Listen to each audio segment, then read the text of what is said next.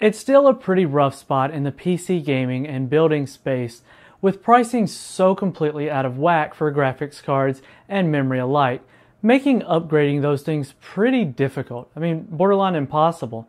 I mean, for example, I for one saved up $400 for a Radeon RX Vega 56, so we'd have one on in the house for the channel, but by the time we saved up, poof, they were gone.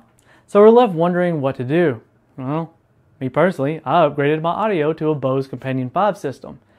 It may not be quite relevant for everybody, but something more practical like your monitor.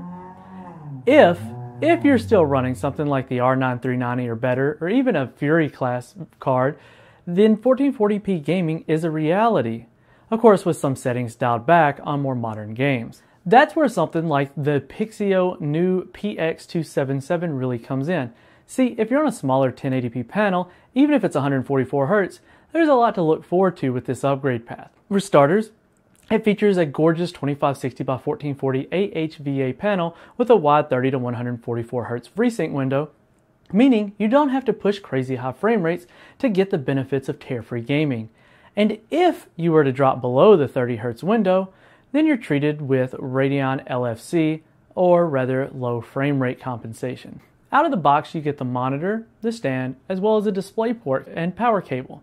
So really everything you need to set up and enjoy the silky smooth gaming experience. The panel again is IPS AHVA variety of IPS rather, and features a wide FreeSync range of 30 to 144 Hz, a contrast ratio of 1000 to 1, and a wide viewing angle of 178 degrees.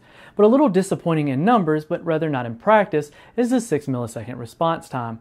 While it sounds unappealing, it really wasn't an issue, even with games like Overwatch. As far as screen quality, at calibrated settings using our Spider 5 and DisplayCal 3 software, we were greeted with a rather disappointing 96.7 sRGB gamut coverage. It'll be fine for gaming, but a 70% Adobe RGB reading leaves it a little too low for professional content creators. The design of the monitor is excellent and lends itself to being right at home in almost any situation.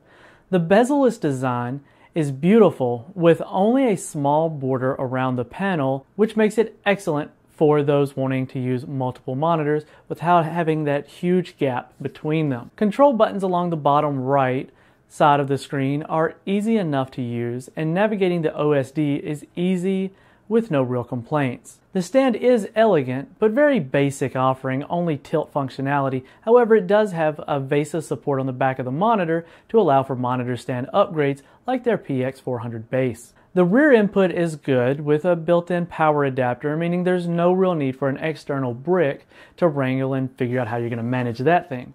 Display connectivity is good as well with DVI, 2 HDMIs, and a display port.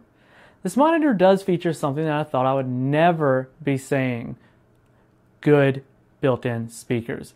In fact, it's the first time I used them, I thought there was a problem with my Logitech 2.1 setup when the volume knob didn't function, only to realize I was using the monitor speaker. How about we pause this part of the video and we take a real quick listen with a recording using our Zoom H1 recording device.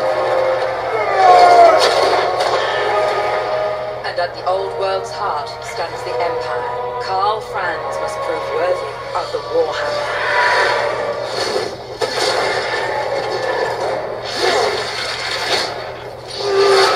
Now, gaming on this monitor was great. Even the RX 480 8GB we tested with ran games perfectly well within the FreeSync windows, resulting in a very good experience.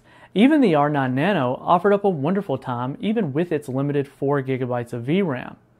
Viewing angles were as good as advertised, so things looked great from all angles. While the response rate was a concern at 6 milliseconds, really didn't see that. Blur was kept to a minimum, and as well as ghosting. Now, there's something to be said for variable refresh rate gaming, and if you've never tried it, then I can't possibly begin to describe what it is you're missing. However, if you're running an NVIDIA card, don't fret too hard on that, because you can still use this monitor. It doesn't lock you out. And you're able to access all of its features, including the 144Hz, almost at FreeSync range, but 144Hz refresh rate. You'll just be giving up that adaptive FreeSync range of 30 to 144Hz. So that's something you will want to keep in mind if you're running NVIDIA. So at the end of the day, it's still a 2560 by 1440 144Hz gaming monitor, and that's not bad at all. And its pricing of $399 and often being found for around $350 makes it a strong contender for your money. And I'll be honest, there's no way this isn't walking away with an Editor's Choice Awards. But I tell you where it won't be walking away from. That's going to be my desk. It's definitely staying on there for quite some time. Now, thank you guys for watching. This has been Keith with WCCF Tech TV. If you enjoyed the video, you guys know what to do, and we'll catch you all in the next one.